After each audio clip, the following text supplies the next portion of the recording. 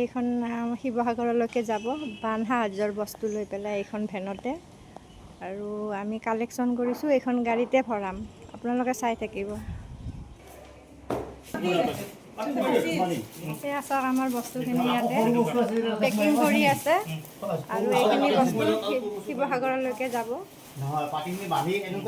আপোনালোকে আশীৰ্বাদ কৰিব তালৈকে যেন ভালে ভালে গৈ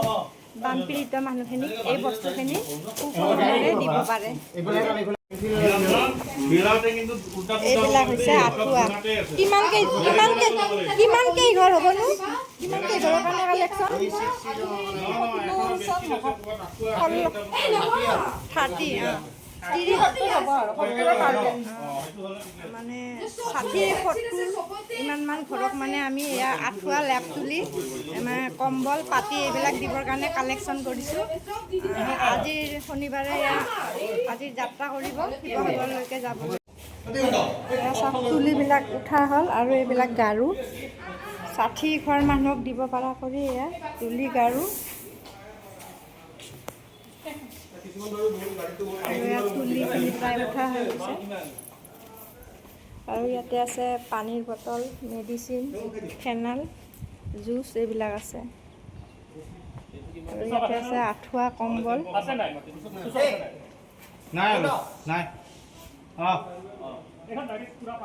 গাৰু দিম নেকি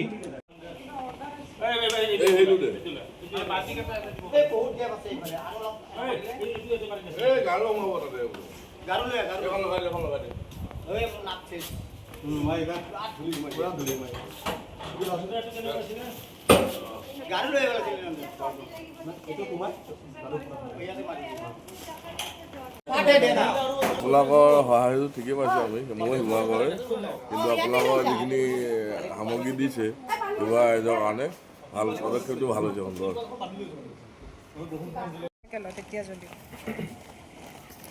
তোমালোকে ভালে টেষ্ট কৰিছা দেই আমাৰ বস্তুখিনি গাড়ীত পূৰা পেকিং হৈ গ'ল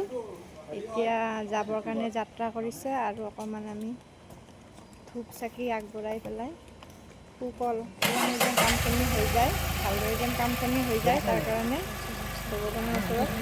প্ৰাৰ্থনা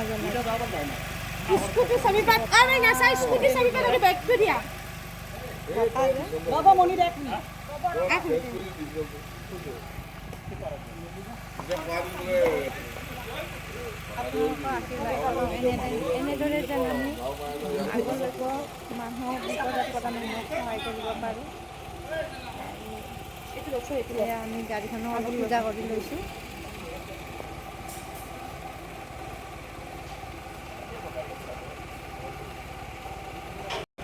ৰুবুল দা লৈছিল চিট নাই অ প্ৰিন্স ৰুবুল দাই যাম বুলি কৈছিল নহয় চিট নাই এতিয়া